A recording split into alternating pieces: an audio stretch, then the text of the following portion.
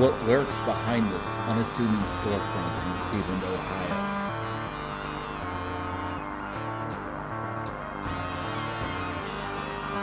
It's the Buckland Museum of Witchcraft and Magic.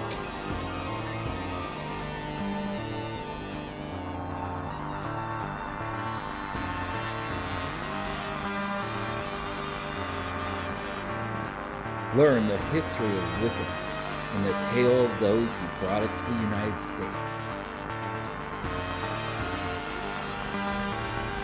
See the tools of magic, once used by practitioners of the arcane arts.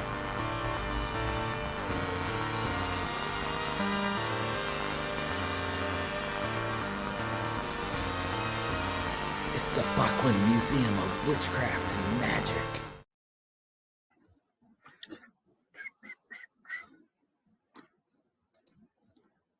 Okay. Hey, welcome back to the Buckland Museum Frankenstein Radio Controls, broadcasting live out of the a furnished bunker beneath the nuclear power plant in Fort Clinton, Ohio. How's everybody doing today? Let's see. We got some things to talk about before we get started talking to Nicholas Kingsley here.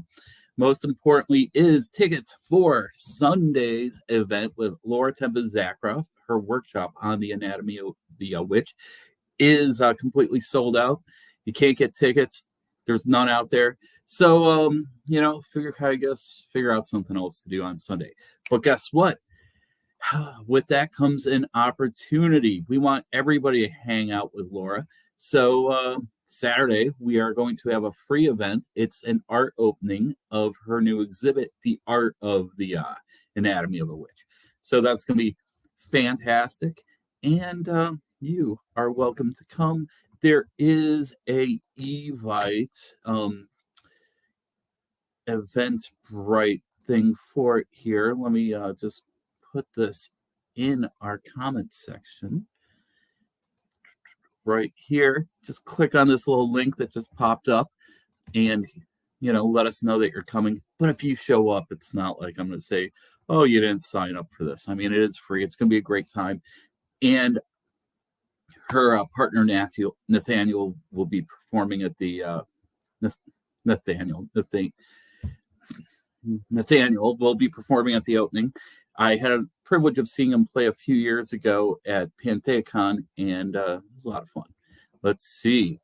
We're going to be talking about Oberon Zell later, and that's going to be a good time. And let's see, what else do I have? I'm going to bring Tony, many of you know Tony, into the conversation here. Hi, Tony. How you doing?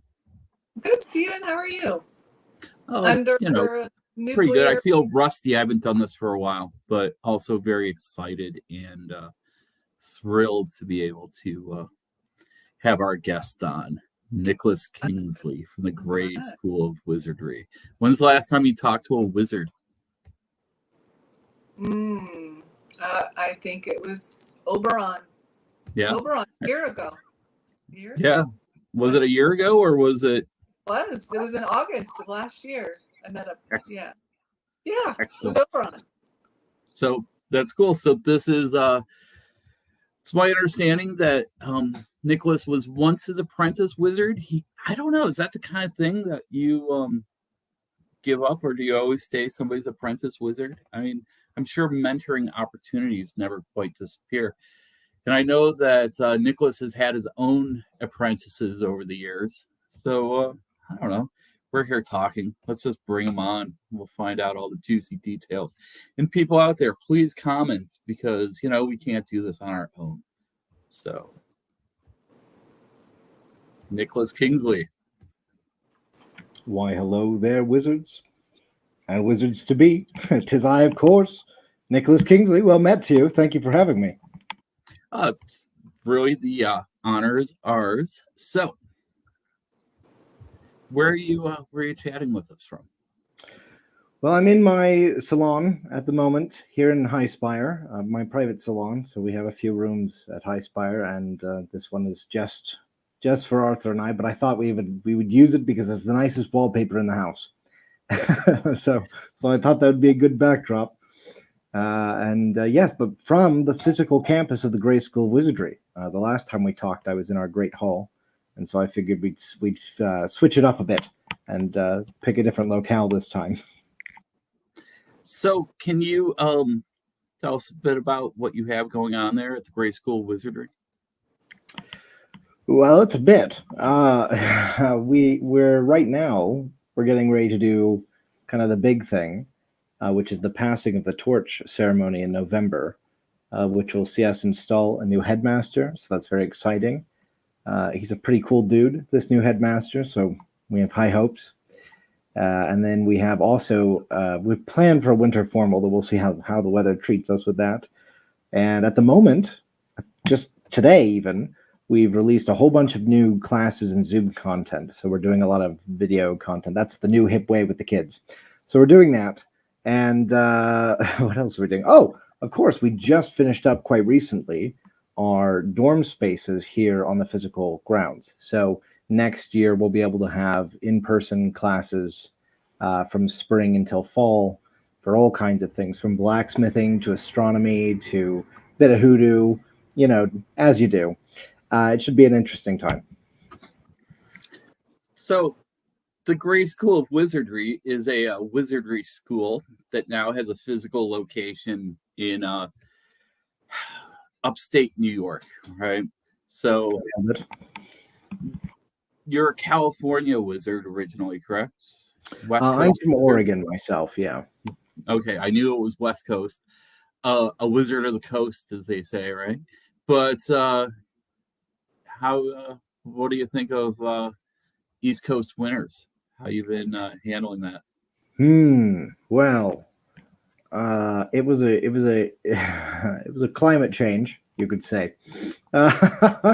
Yeah, I don't know. I'm not opposed to them. I think they're beautiful, so long as I can stay warm during them. The manor, beautiful as it is, right? And I found old homes are often remarkable, and I'll just say the craftsmanship and these sorts of things, all that hobbabaloo. But they hold no heat. They don't believe in holding heat as a concept. I think it was to weed out the weak from society or something. So this house holds no heat in winter, and I walk around in 9 layers of robes and a bearskin rug. So it's good. It's exciting. It's like living on the years. That's really not a bad look. No, it's great. I've got the beard for it now. So it's one step at a time towards crazy mountain hermit. That's the goal. Yeah. So you're mentioning dorm rooms now.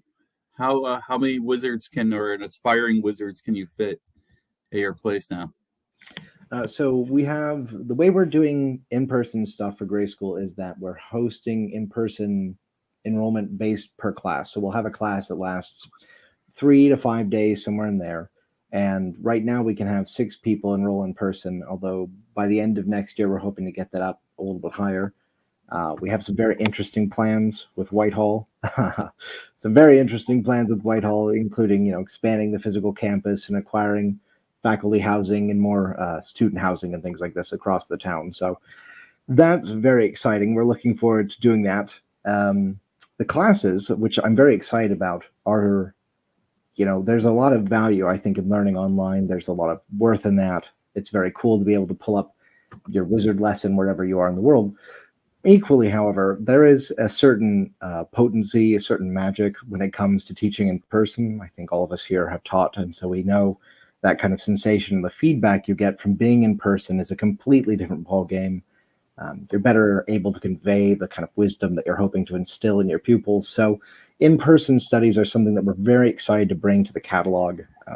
And we're going to be housing up to 6 or 8, I think, somewhere in there, and seeing how that goes as we continue on here down the road. Yeah, I got to say that I completely agree. Face-to-face is my optimal way of learning. I've taken a lot of Zoom classes over the last couple of years, and they've been cool. But, there's something about the transmission of information when you're in the same room with somebody that can't really be beat. But that being said, I do need to point out that streaming does continue on, and I am thrilled that on Thursday, I hope everybody points their browsers to this event. It's going to be on Facebook and our YouTube channel. A band called Frenchie and the Punk are coming in from New York City, and these guys are great. Take a look at this photo here. It's a picture of them hanging out with our founder, Dr. Raymond Buckland, many years ago. So, I mean, this is a great band.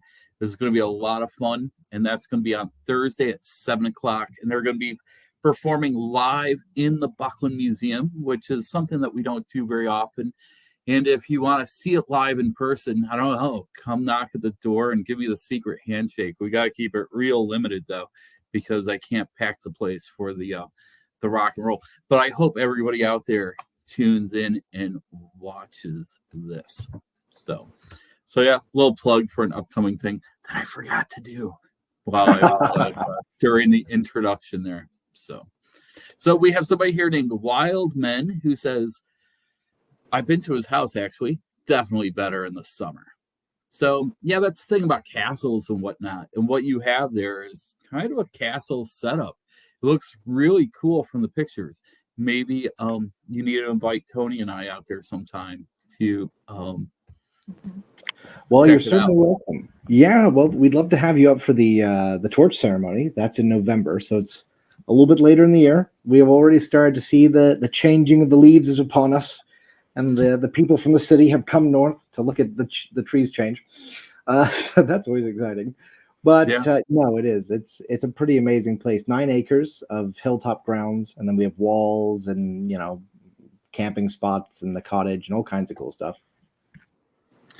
So can you tell us a little bit about this changing of the guard here? What's happening?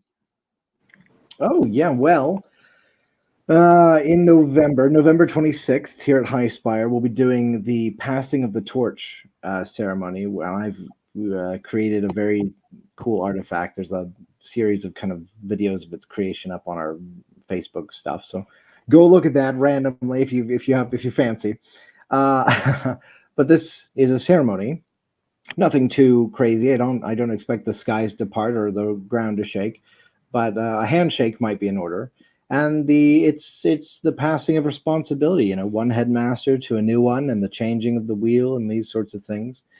The Grey School is 18 years old, and for 18 years we've operated on just this idea that esoteric education should be available around the world, and that really has been the priority of the mission. And for a long time, we've used our connections and our people to try and get this out there. And Headmaster Oberon has done, he founded the school, so there's that. But not only that, he steered us through some very difficult times. He's been an amazing leader.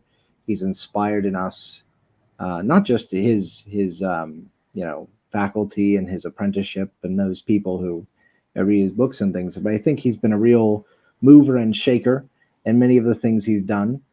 And, he feels that coming up on his 80th birthday, the time has come to sort of pass this torch and to kind of give to his protege the reins and see where it goes from there. And, as I say, the new headmaster, he's a very cool dude. So I know him very well, as it happens. It's an exciting thing. Headmaster Oberon, he'll earn a title, which I don't want to spoil, but he'll also have the title of Headmaster Emeritus. And, he'll still be involved with the school. He'll still be teaching wizardry classes. He's still, of course, president of the board and things like this. But for the headmastery, the running of the school, those kinds of things, those will shift to the new headmaster. And, that'll be me. So I look forward to. I was going to say, you seem to be beating around the bush there on who this headmaster is. I thought I was very, very reserved. That was very tactful, I thought. Well, no, I mean, it seems like you've earned it. It seems like that you've created a very incredible establishment there for this to happen. So, kudos to you, So I'm glad to be of service. So I know the Grey School opened in around 2004, I believe. How long have you been with the Grey School? And before that, how did you meet Oberon? How did that meeting come about? Well, let's see. How I met Oberon was I started working for the school.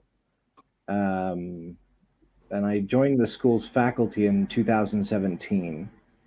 Although I was an apprentice at Grey School quite early on, a dropout to my shame, but I was an apprentice at the school for a time.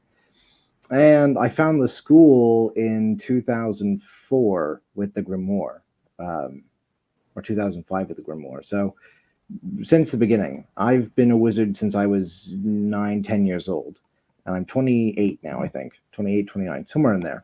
Somewhere in that age. One of the terrible curses of wizardry is a failure at memory. I'm not sure where that part sneaks in, but it seems to be pretty consistent across the board. So, so I did some stuff. I was a wizard. I did my apprenticeship. I kind of grew into journeymanship, and I went out into the world, and I did all kinds of interesting things. As a voice actor for a while. I did some cool stuff with that. Have you heard of the cartoon show Adventure Time? I have not. Even Yeah, I'm not in that anyway. So Yeah. It's an aging joke, that one, but I'm not in it, so don't worry. No, but anyway, I joined the Grey School in 2017 as a faculty member, as an instructor for performance magic and wizardry. And an opportunity kind of came up at some point. The academy closed, which was sort of an attempt at a physical campus earlier on in our school's history. And my apprentice at the time, he and I went down, his name Lyris Knight, very cool dude. He and I went down to California, an 11-hour drive from where we were, to go help headmaster pick up and clean up the Academy of Arcana. And that was our first meeting. And we just hit it off. We were kindred souls, and we had a lot to talk about, and we, shared some tea and learned about the world and talked about wizardry and things like this, and hit it off pretty well. And then, in the following months or so, I took up an apprenticeship with him, and he began to sort of guide and coach me onto the path of protege and, the future as we see it now.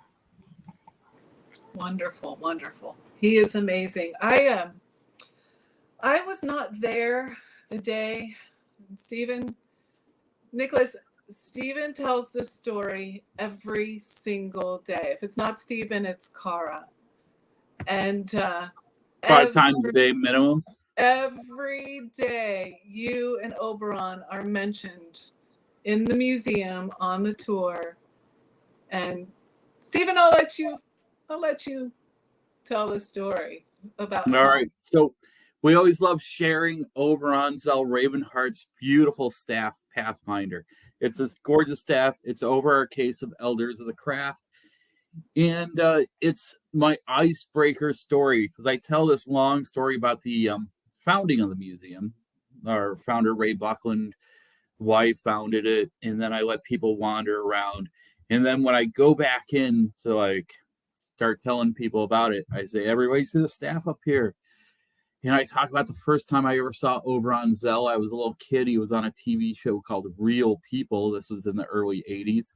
And then I talk about how he was here a few years ago. We were having a really great time. Founder of the Church of All Worlds. But, the whole time it was kind of giving these vibes like maybe we were being inspected. Well, we guess we passed his test because, Nicholas Kingsley rolls in, his apprentice wizard, and he says, Oberon sent me here upon a quest to present ye with Pathfinder, his verendum, his magical staff. And the beauty of that day was it was my assistant Cara's first day. So she's just like, what the hell is happening right now? And it's my understanding that one of our guests said, does this kind of thing happen every day here? And she's like, I don't know. It's my first day. So you really made an impression that day. And everybody loves it. Everyone loves hearing. Well, people seem to love hearing the story. So Yes. Thank you for making an impression. One is glad to be of service. It's a catchphrase. It's a good one. I mean, it's not something about a wizard, right? You kind of have to make bold, grand entrances when you go in somewhere. Because I've kind of embellished it lately where I say when the door flew open, so did this giant gust of wind as well. Because that's kind of how it felt, right? Yes. Unfortunately, it's a problem I've had since I was young. Every room I enter, a gust of wind follows me. Sometimes it is quite dramatic. Other times, completely inappropriate. So, you roll with the punches, these kinds of things. Yeah, I imagine so. So, I was thinking about wizards today, and I have a question. And I don't want to offend you or anything, but I wondered. Okay, so you have you at your Grey School of Wizardry. Now, do you think that there's maybe a Saruman style school of wizardry out there, where like maybe your nemesis are out there concocting some evil schemes right now that like we have no idea about?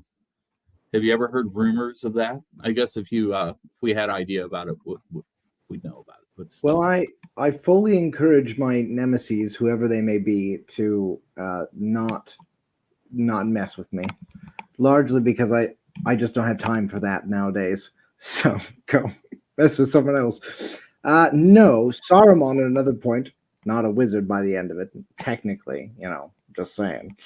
Okay. But this is the interesting thing, because wizardry, it's like a trade, right? It is a trade. So imagine, if you will, a school of carpentry, and then pose the same question. Do you imagine somewhere there's this school of anti-carpenters who are out there on maybe it's a gardening group? Who knows? But they are, exactly. But see, wizardry is a trade, and so when you have different beliefs or different philosophies or different kind of understandings of the world, you can still be wizard and you can still practice that trade, which is really sort of I think in essence, when you get down to what is a wizard, it's this kind of pursuit of wisdom and transforming the world around you into a positive place. And so if I do have enemies out there who are plotting a school of sorcery or something, more power to them. I always encourage people, I say, here's a lump of coal, go start your own hell. You're more than welcome to that journey. The crown is heavier than you think it is, but good luck to you. That's all I have to say about that. You be you. Okay. Hey, yeah, that was but it is part of the trope of wizards, right? So I apologize. All right, so Gary Moon from Ohio says, I was an instructor but just came back as a magister. So let's see here. Malcor Gray Seeker says, well met all, and Magister Moon. So saying hello to Gary here. So it seems like some of your crew are saying hi. That's great. So what up, crew? We're hip. We're hip with it. I know all the hip jazz words. Yeah, right. So what's the heating bill like at that place? It's spendy. Last summer we spent about $3,000, I think, in heating. Or last winter, not last summer. Last winter, spent about $3,000 for the winter, which is spendy. That's not the school. The school doesn't pay that, of course, but it can be a bit spendy. Luckily, I'm happy to do that. I think it's a cool place, and I like to be able to provide the opportunity. It's speaking of opportunities. In fact, yeah, just thinking how do about people get involved. Well, yes, there's involvement. You're more than welcome to get involved. You can go to grayschool.com or .net or .org. I think they all work. And you can check out our team if you want to apply for faculty or if you want to enroll. And if you're looking to enroll in the school, we have a code. If you type in Buckland, all capitals, you'll get 10% off your tuition. And for every 10 people who use that code, we'll donate $100 to the Buckland Museum. So we can sort of help support and continue the cool traditions and legacy that you guys are trying to protect. I think earlier in the pre-show, because we're cool like that, we have those things. It was a wild party. But we can't talk about that here on the stream. So, but in the pre-show, you mentioned sort of being surrounded by artifacts and things like this and having that energy at the museum.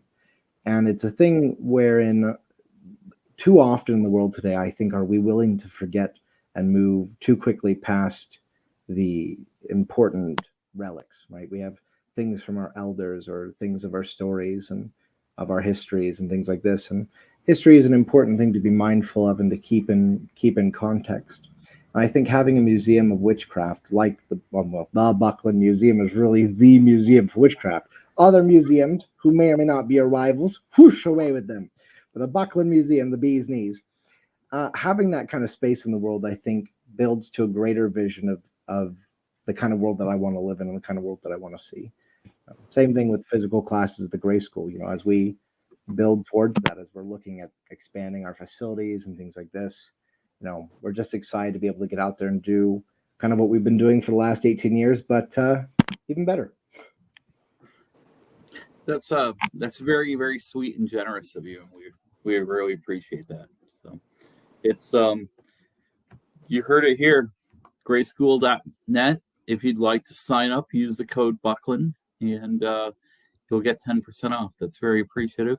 And I like the idea of a place that you can learn wizardry. It seems like just such a abstract idea, but I'm very glad that y'all are out there teaching this to the world. So I was able to get on the website, and I've been on it before. The website it's beautiful. It's amazing. Whoever did that, grayschool.net, and I really appreciate the extreme holistic approach to the craft that you all have. Divination classes, alchemy, herbal, healing, psychic development, philosophy. A lot of places don't teach the philosophy, and there were lots of options for people, and no, I thought it was a really, really well done site and a lot to see. There's an online store, and which I wanted to ask: do you have to, be enrolled in this to order from the online store, or can anyone order from your store? Anyone can order from our store. Thank you for the compliment on our website. I, of course, it's beautiful. did all of our website design, so I'm happy to take those compliments. Oh, One of the rules of wizardry is take credit, so thank you very much. I'm glad you like it. And yes, anyone can purchase from the store. All proceeds from the store go to supporting the school and supporting scholarship funds. We also do a lot of stuff with local charities. We're supporting like the local Christmas parade and the local town thing and the Sasquatch Festival coming up here in Whitehall. It's very exciting. So we're big on being a part of the community. And, you mentioned the amount of classes that we have on offer. At Grey School, we have over 500 classes for you to take across 16 departments. And altogether, it's something, I think it's over 20,000 lessons that we have on offer on there. Wow. So it's massive, right? And this kind of brings us to this point. Sometimes people say, well, what is a wizard exactly? I kind of get what a witch is, and I kind of get what this is, but what is a wizard, and where is that coming from? Which is a good question. I think that's fair. It's reasonable to ask that. And wizardry is an ancient art in the same way that witchcraft is, right? Witchcraft is carried back a long time in the sort of terms of cunning women and things like this. Knowers of herbs, all the way back to the first time someone ate a mushroom and didn't die from it. That was knowledge to have. And so these things are collected out. Well, in wizardry, the word is an Anglo-Saxon word, which is a wizard, which is a wise one. And so this starts around, goodness knows, let's say around 800, but you really have wizards and viziers and things that are going back clear into prehistory. And the key note of a wizard is that there are sort of these principles, or not really principles, but observations on the nature of a wizard, which when observed kind of puts someone into that context. So you could say, well, a wizard is someone who's of service to their community. That's a very important piece of it. And then it's also someone who you can look at and you say, well, they're always taking responsibility for themselves. So I know I can trust them. They've got a good reputation with people. Equally, I see them taking credit for the things they do. So I know that they're able to do things. And then when they have power, we're able to observe of their nature that the power is used, but used wisely. And one of these things, too, that's an interesting note to point is that you can't really speak of wizards as a collective group. It's really down to the individual. And one of the things that we really teach our apprentices, very important as we go through the process of 7 levels of learning through, as you mentioned, psychic arts and natural philosophy and, wart cunning and magical practice. As they work through these things, they're learning skills apart from just the magical ones as well. Right. though arguably they are quite magical. You know, you're learning interpersonal communication skills, conflict resolution, self-starting, individual agency, responsibility. You're able to then put these tools together into a context that you can make decisions in your life and for the world around you, and have confidence that it's a decision which you've really thought out. And one of the things that we really focus on, I think perhaps more than anything else, is the critical thinking aspect that goes into making rational and wise decisions. So, you know, I think wizardry approaches magic maybe from a different angle than other groups might, or other trades might. It's very scientific. There's a lot of analytics in there. I could spend many hours talking to you about the 3 models of magic and how it works, and subatomic particles and little vibrations and all kinds of stuff. But, you know, it's an interesting field when you get down to it. And what's also very neat is that you can meet with people who, you know, have tribal knowledge that's lasted 8, 9, 10 generations back. And they can tell you something and you can say, oh, yes, well, that kind of works like this. And here's what's going on molecularly and whatnot. And then they go, oh, yeah, that does make sense, because we understand that as the spirits are moving this or that, or however it may be. So there's a really powerful connection in exploring these things and kind of opening up to the broader world this entire experience that I think has been something which people who have experienced it or who practice are aware of, this sort of connection to the world around us, connection to each other, the ability to kind of be empowered and to utilize your own agency to kind of bring things to fruition. That's a very empowering place to be in. And so wizardry really strives to kind of kindle that fire in others around you. You know, we talked briefly about this opposite wizard school we're out there. Now we have this kind of concept of wizardry and sorcery. And some places they want to decry sorcery as evil, but I'm not in that boat. I'd say more that act of wizardry is sort of an act in service of someone else, whereas sorcery is in service of yourself. And so that's okay. You know, when I eat Cheerios in the morning, and I do eat my honey frosted Cheerios, they're quite delicious. Good for the beard. So when I have my Cheerios in the morning, I'm not doing that for anyone other than me. That's a totally I'm totally in that for me. Sometimes a money spell here or there for me. But largely, you know, the majority of my actions, I like to try and do stuff for other people. And surprisingly, and it's very interesting to me that there's been sort of not a movement or anything like that, but I think maybe a shift away from allowing yourself to be, how would you say, altruistic or something. That's not achievable. And I don't agree. I think you can be not perhaps 100%. I think you have to do things for you sometimes.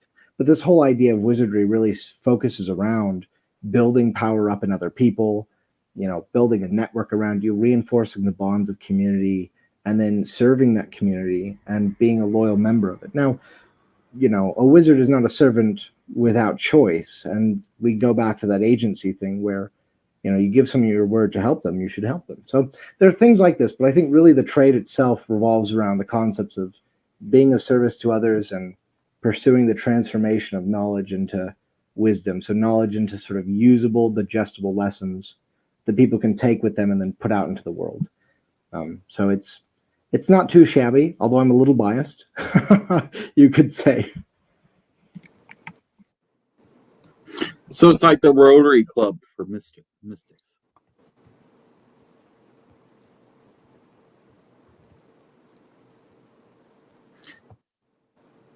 So interesting points there, Nicholas. I really enjoyed that thing. Susan Morgan Black refers to what we were joking about as the Department of the Dark Arts, but you know, let's. That's on there. That's on there. Yeah, you look. Is that on there? You got to find that one. Oh yeah. All right. It's in there. So just to that point, I mean, we do teach 7 levels of study, and there's many thousands of lessons, and in our department. So not only do we cover things like I was saying about interpersonal relationships, that's Lifeways department. It's all about kind of connecting with other people. Beast Mastery is that, but for animals. Then you have dark arts, which is defense against the dark arts department. But part of that whole thing is you should know what's in the dark as well. So we have things on creatures of the night. We have things on real vampires and what they look like versus maybe fantasy stuff. We have things on, you know, voodoo and hoodoo in the darker senses. We have brazen vessels. The deepness of the dark arts department is pretty deep. And same with ceremonial magic. So through ceremonial magics, we explore the high magics of the 16th, 17th, and 18th centuries. We explore the concept of ritual and how it works, and the philosophical pursuits of ritual magicians from around the world throughout the ages. And in magical practice, not only do we talk about how to make talismans and totems and all the things in between, but also we go into the models of magic and talk about the real science behind what the things we call magic are and how they work, and how to utilize those forces with a deeper understanding to really put them to task for us. So from apples to oranges and everything in between, the Grey School of Wizardry has at least a page or two on it. So yeah, demons and angels, I'm sure, are in there somewhere. Mm-hmm. How cool is that? So I do want to remind everyone again, if you use the code Buckland and you sign up for the Grey School of Wizardry, they'll give you a nice discount, which is very, very sweet of y'all. That's actually very incredible. So thank you very much. So I have a question. yes. The Blacksmithing Department. Now this is on the 9 acres. Do you have your own forge? Have you put all that together? That's kind of my thing. So we're going to have a class on smithing. It's not the whole department, but it's under the magical practice department. So smithing the athame, pouring the chalice, things like this. Right now we have a few crucibles set up, and we have some forges that are working. Not the whole outdoor space yet. That's kind of, I got caught up in the building of the cottage this year, so I'm a little bit behind on construction. But next year we're going to have, up on the grounds, there will be an entire blacksmithing place with the anvil and the crucibles and the forges and the whole 9 yards. So far, I've used them and they work lovely. I've made a sword or two, and I actually, yeah, go ahead. Sorry. No, that's wonderful. I love to hear that. I love when people make their own tools. So Ray always made all of his own stuff. Yeah. Well, it's important, and this is a thing too, in that sometimes people will say, well, can I buy a wand from the store? Can I get this sort of thing? And of course you can. I mean, I'm not going to stop you from doing it. I've sold a wand or two. But and a staff is maybe a different can of beans than that. That's sort of a servitor kind of constructy creature. But making wands, making your own tools, not only is it a great opportunity to pour a lot of your intention into the tool, which that ties into models of magical, very exciting, less level 2 stuff. But equally, what you're doing in that is you're crafting something which is a representation of your ability. And so with that physical manifestation of your ability in the world, you can look at that too. And you can be very proud of it, regardless of how it looks. You can be proud you made it. And if you're not happy how it looks, you can continue to refine it. And this whole process of learning how to make the tool better and better each time sort of improves your connection with the tool, your understanding of it philosophically. You sort of go on a journey of transformation alongside of it. Right. And then that serves as a totem, I suppose you could say, of your ability to other people when they look at it. So they can go, wow, I see that you have a terrible looking athame. I probably won't ask you to make me one. You go, yes, yeah, no, probably not. No, not yet. But you come back in a year after taking your Grey School class. You say, hey, look, I made this athame. Maybe that's something that people ask you to make for them. And so you can kind of begin the journey again. And it is, a very important thing with crafting. We have a lathe for wand making. We're looking at getting a kiln right now for doing more clay stuff when we have our InPerson classes. So it is, and it's an important step for a wizard to be able to make a few things, or at least give it a shot. And if you're terrible at it, I might be able to sell you a wand, but give it a shot first. Wonderful. So Susan Morgan Black says, awesome. I imagine that was all about your spiel there. And Kelvin, our good friend, says, good evening. Good evening, Kelvin. Good to have you here. So, how's your staff coming along? I think the last time we spoke, you were working on it. Yes, that was a while ago now. 2 years ago, I should think. But I finished my staff. This is Avangar. Oh, wow. which is here. Oh, wow. And the orb glows a brilliant blue at night when orcs are near, and also just in general.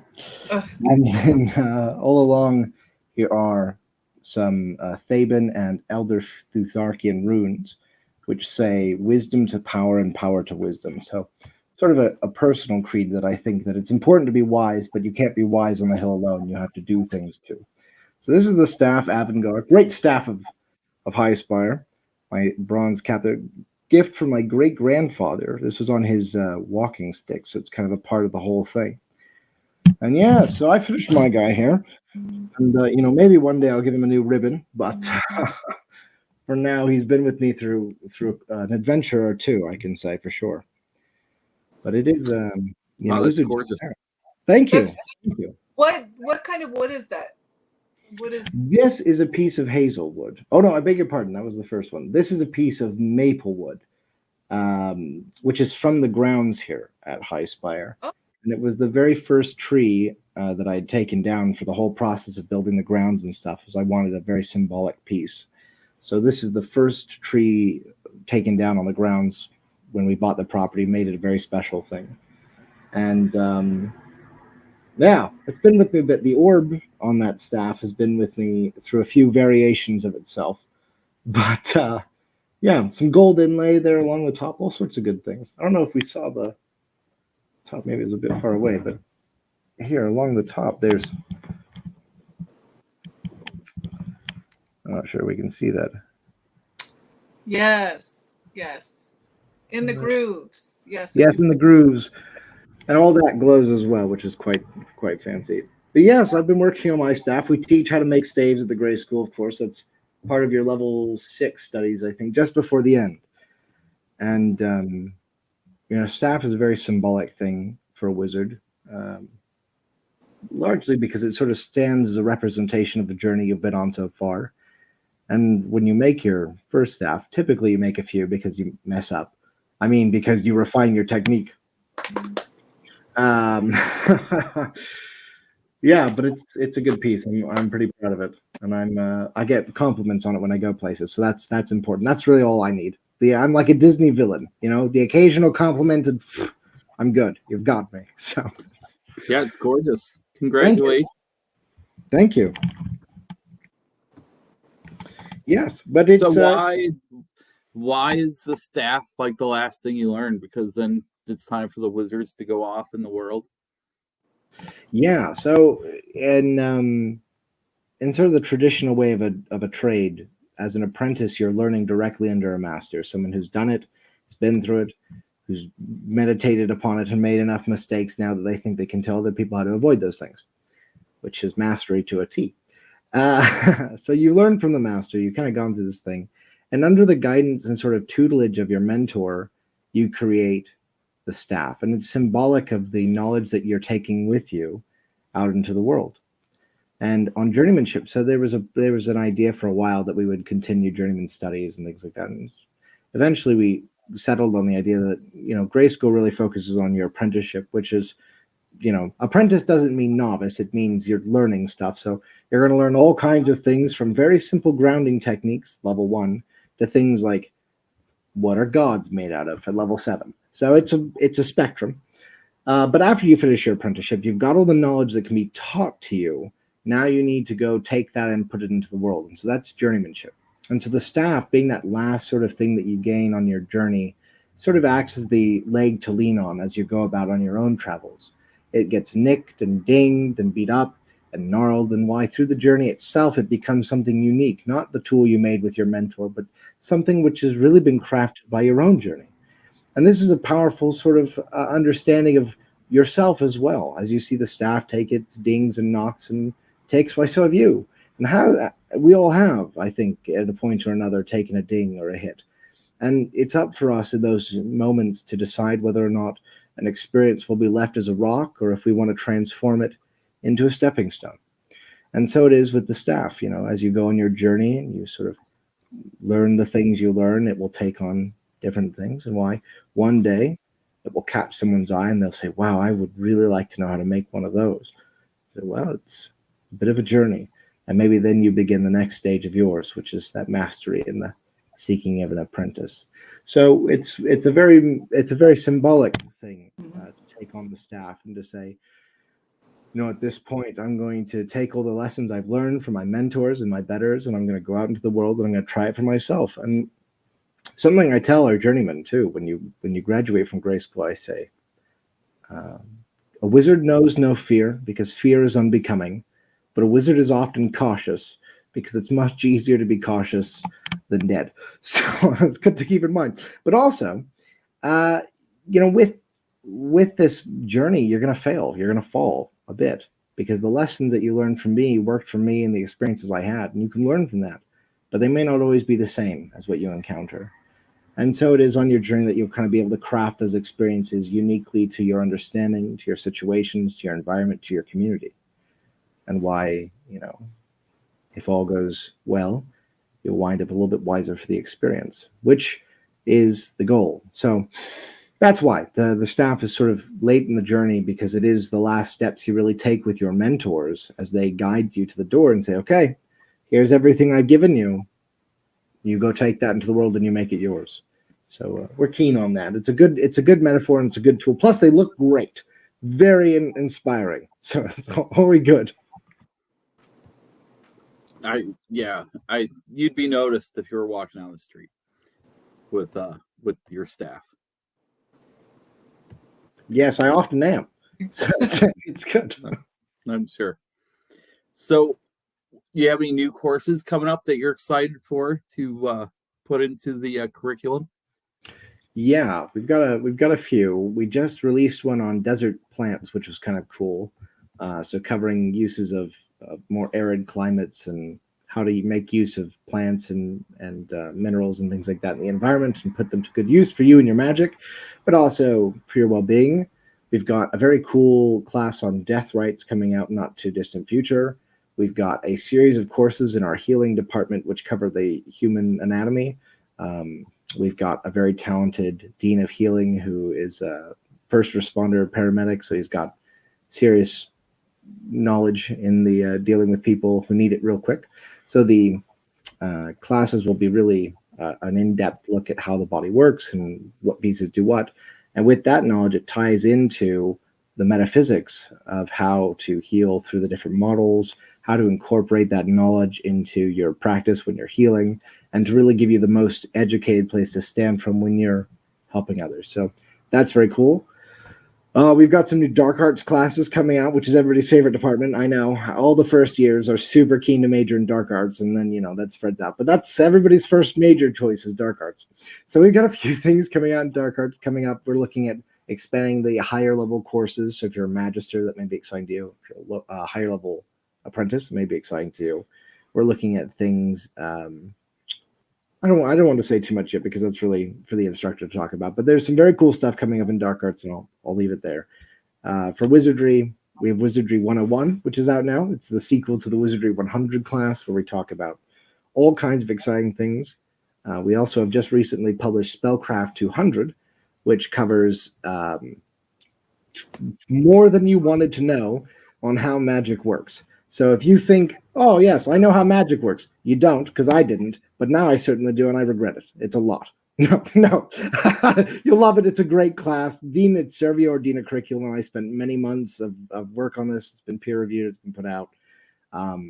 It expands on and refines the models of magic by Frater UD, if you're familiar with those, and goes into a very deep scientific look at how magic works, what it is, and it's really exciting stuff. I think there's a lot of benefit to knowing those sorts of things if you're interested in teaching about them or trying to kind of theoretically craft interesting spells, go push the edges of what's possible, that kind of stuff. Is it necessary for your Wart Cunning major? Maybe not, but you're going to learn it anyway. So it's very good. It is a required class. So that's Spellcraft 200. We've got that out. And we have a bunch of Zoom classes in October as well. We've got The Life and Times of Jeff McBride being taught by one of his apprentices, which is very cool. Very talented River Berry. We have a class on Poppets, which is a level 6 course being offered to magisters and high-ranking apprentices. Very cool class taught by the assistant dean of the department, I think. So some seriously neat stuff going into that one. We have wizardry classes taught by me, which I'm very cool. So, come take classes with me. Wizardry 100 and 101 are available on Zoom this next term.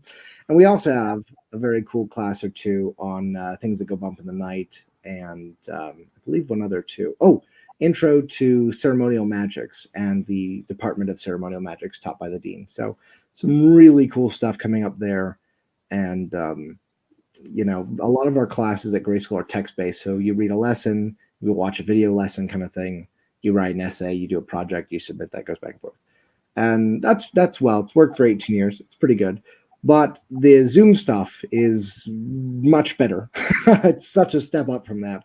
And we're excited to be doing this more often as we go forward.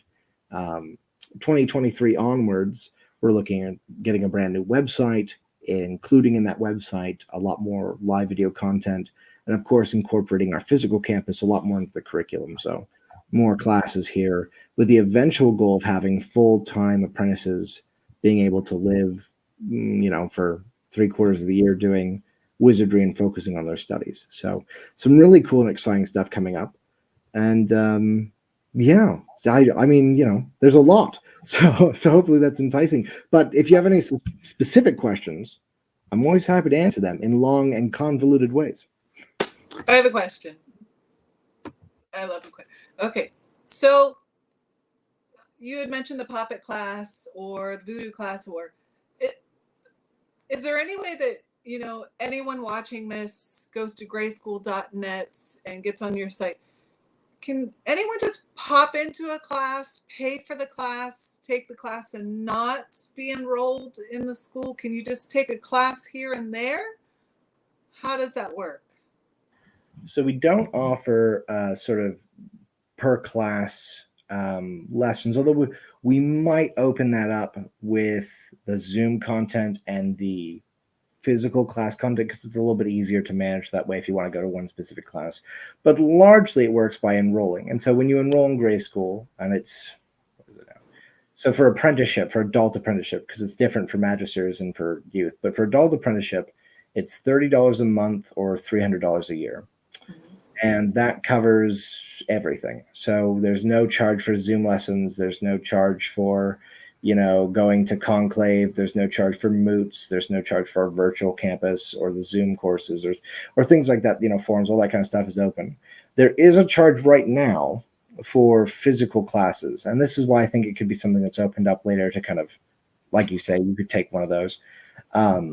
However, so for the last 18 years, we have not pursued grants. We've kind of been solely funded by tuition, which is a crazy way to run a school. Trust and believe. I'm well aware now. So we are now pursuing grants a little bit more actively. And providing that goes well, we want to make the physical classes also free to apprentices. So if you're enrolled, that's also planned to be free for you and be covered in your enrollment cost.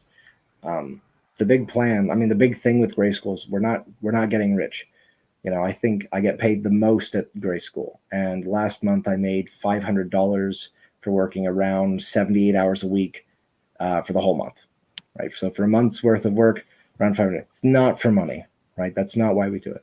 We are very keen on this mission, which is this idea that, for the longest time, magic has existed in kind of the edges of the space. Maybe you knew someone, maybe you had that crazy aunt who had that strange book. But with the Grey School, for the last 18 years, we've been able to open that book up for everyone who's interested all the way around the world. We have people in South Africa and Bangladesh and Beijing and, Bangkok and everywhere in between. It's a really remarkable thing to see this kind of network of wizardry around the world. And one of the things that we're able to do with that is, how would you say, kind of really connect, I think, and make that knowledge of the ages available for people all around the world. So again, at the moment, no, there's no single purchase classes. We are keeping tuition as low as possible. So if you're interested, it's $30 for a month use that code Buckland for 10% off, and it's off all your tuition. So right now we also have the Torch code. If you use that, it's 18% off your first payment, but all the other payments after that kind of go back up. The Buckland code is 10% off in perpetuity, and every 10 people who use the code, for every 10 times it's used, we will donate back to the Buckland Museum, because we do think that's important. So like I say, maybe you're interested, you want to try it out, you want to see what's going on, enroll for a month, use that code, get some money off, and check it out, because it's all open to you with that one time, that month's payment. If you're not interested, drop out. But I think you will be. It's a really cool place to be. I mean, I've had a good time, but again, I am a little biased. The selections are overwhelming. There's so much there on the site. Oh yeah. Well, and you can go to, so on our front page there, a very beautiful front page there, I must say, there's a class previews button, which you can use to preview some of our first level courses, some of the most popular first level courses on kind of the general department class. And it only covers a little bit of the lesson, so it's not crazy, but just to give a taste, that's a pretty long page. And we have just tons of these classes. So what you do when you join Grey School, your first level, you're going to have to get 12 credits to advance level 2. That's going to be all your required courses for your first year. And one of these, so you want to be a wizard classes. So we have, so you want to be an indigo wizard, or so you want to be a yellow wizard. And these classes go into that specific department and kind of what it's like to be a wizard under divination, or a wizard under, work hunting or healing or what have you. So that's your level 1. You get that done, cool. And then you go to level 2. And at level 2, you select your major and your minor.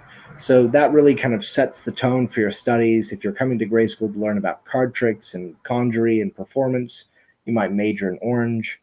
And then your studies from there on, from 2 to 7, will really revolve around giving you the classes you need to make sure that you're the best, conjuration magician that you can be, versus maybe somebody who practices ceremonial magic and they major in that.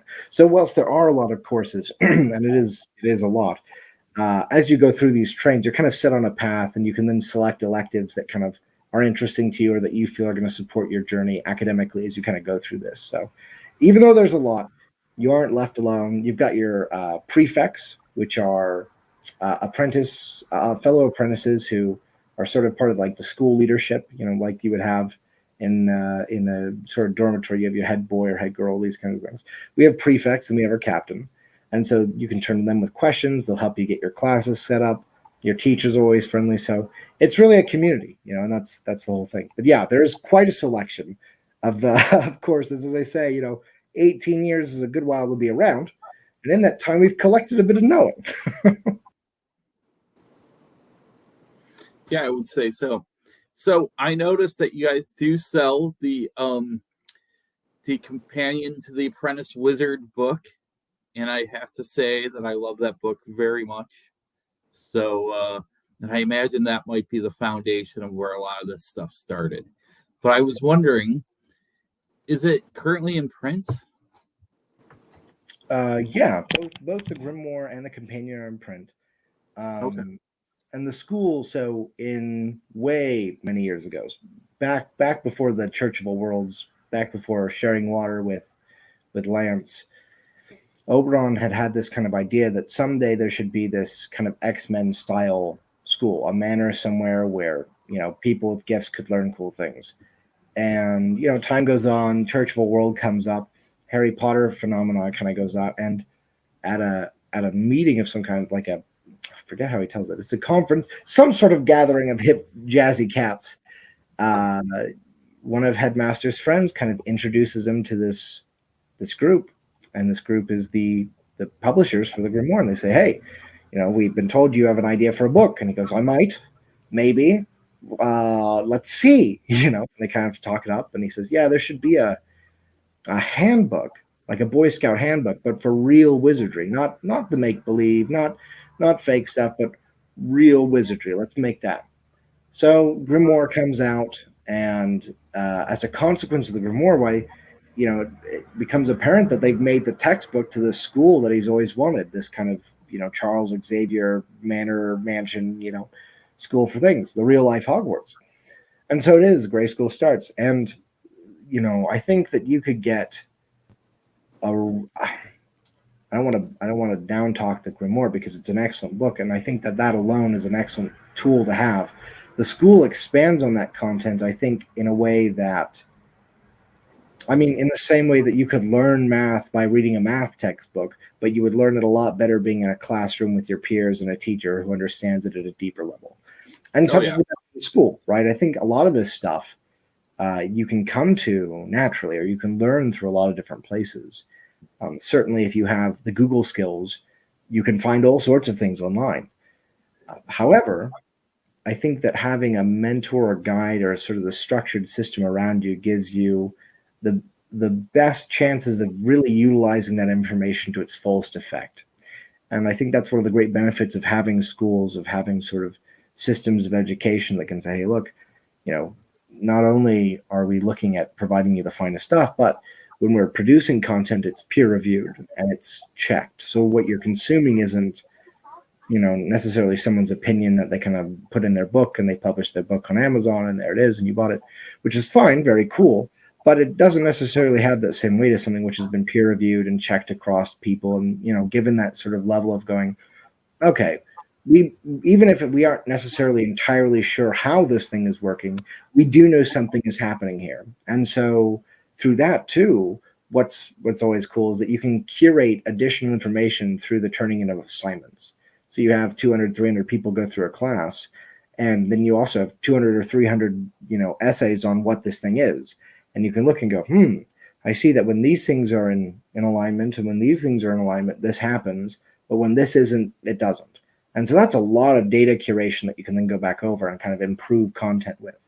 And so it's this continual process of really evolving our material to be at the cutting edge. This is one of the things with those models of magic and quantum physics. And it's, the classes, unfortunately, they get revised every year because we keep learning things, darn us. But, as we continue to learn about the world around us, as we continue to create new tools and really look at the world deeper and more meaningfully, why science is providing us the kind of formulas for a lot of the answers we already had. And so now we're able to share that knowledge with an even greater amount of people and translate a lot of the stuff, which is maybe a bit more discombobulated or perhaps a bit more esoteric, let's say a little bit more metaphorical, and we can make it something a little bit more literal and give that to someone and say, hey, here's a lesson, here's an experience that you can gain a lesson from. That lesson's going to be, impactful to you and relevant to you, and it's going to convey this wisdom of the ages that we've had since days immemorial. So yeah, it certainly did start from there, and I think we've been able to utilize it as a wonderful stepping stone. Also, it is a required textbook of the school, so you have to buy it anyway, and you can get it. You can get it at Magic Alley, which is our school store, and I think you can get it on Amazon, most bookstores and stuff. And we just actually usually buy it at the Buckle Museum of Witchcraft gift shop, but yes, you can. Yes, you can. Indeed, you can. We also just released one of our textbooks again, which had been out of print for a few years, the Wizard's Bestiary, which last I checked on eBay was going for like $300. So you can get it for $20 now on Amazon, or $36, I think, in hardback. And if you use Amazon Smile, you can support the school by doing so, just saying. But that's a great book if you're a bestiary, if you're a lore kind of person, you're looking to kind of get a bit of a deeper understanding of the mythical beasties of the world. Wizard's Bestiary is a great one. And any other books? I think, Headmaster and I are writing a book called History's Mysteries, which will be out sometime in the future. We'll see how that goes. But it is in the works, and that'll be kind of a lore department focused book with a lot of cool and interesting facts about history, of which I have very many. So I'm happy to share those. How cool is that? So we're kind of getting towards that time, 9:05, when I think it's probably time for us to wrap up. So this isn't on my bucket list, I gotta say, because I'd like to do this long before that becomes like a thing that I'm really worried about. But it's my goal in the next year or two to come visit you at the at your location. The place sounds amazing. Maybe Tony will join me on this adventure because it seems like an absolute magical place. I would love to roam the halls for a few days. Well, we'd So love to thanks have for doing the work that you're doing. It's it can't be easy being the upcoming headmaster for a school of wizardry. So keep up the good work. Well, it's not easy, that's for sure. No. But, we have a saying in wizardry. I think it's pertinent here. One is glad to be of service. Yeah. So very glad that you're glad to keep up the good work, because it's important work to keep the magic in the world alive. So any final thoughts before we sign off here? Well, I'll leave you all, dear watchers and listeners, with this bit of wisdom after, of course, plugging again the discount. Buckland to save 10% of your tuition. Every 10, you donate 100 to the Buckland Museum. That's a very important bit of wisdom. But here's Very my kind greatest and very wisdom to give generous. to you. Mighty is the wind, though it can still be broken. Meditate on this. All right. Sounds good. Well, stick around for a minute. I'm going to wrap up here. So let's see here. Yeah. We're thanking Nicholas here for being on with us. Yes. Yeah. That's amazing. That's amazing. I've been dying to talk to him after looking at the website. Yeah. I think it's important to have places like that around where it's a lot of the stuff's virtual, but there's a physical location that one can go to and walk the hallowed halls of a magic wizardry school. I find just phenomenal. And how about that generous discount there and their offer? If every 100 or every 10 people join, they'll give us $100, Tony. That's very sweet, isn't it? It's thank you, Nicholas. So all right. So to everybody that's been watching, thank you so much for tuning in. I think Tony and I are going to start doing this again in the reg, probably starting in November, though, because we have 10th month of the year is hurtling at me like a freight train. It feels like it's coming faster than any other year before, and I'm excited for it, thrilled for it, looking forward to November. So if you want to come visit the museum, bucklandmuseum.org, get your tickets in advance, because I'm never going back to the old ways of everybody come in. People just have so much of a better time now. People get to learn. People get to experience so much more with structured tours. So keep that in mind when you come visit us. Let's see. So we got the Frenchie and the Punk on Thursday. Tony, you going to try to tune in for that? I am. That should be a lot of fun. They're so good. We saw them play at the Pagan Pride here in Cleveland a few weeks ago. That was great. And then Saturday, remember, people, Laura Tempest-Zakroff book signing and art opening at the Buckland Museum. Sunday's workshop is mega sold out, so there's no chance for you to get on that. So just make sure that you come Saturday. Like I said, there is the Eventbrite, but just show up. It's not like we're going to turn you away. And last but not least, October 23rd, Sunday, Najal Lightfoot is going to come and hang out with us and tell us stories about her book, Powerful Juju. That's going to be a free event as well. Come hang out with Najah. It's going to be a blast. And let's see. I think that's it. All right. So we got one last comment here. What do we have? Susan Morgan Black says, thank you.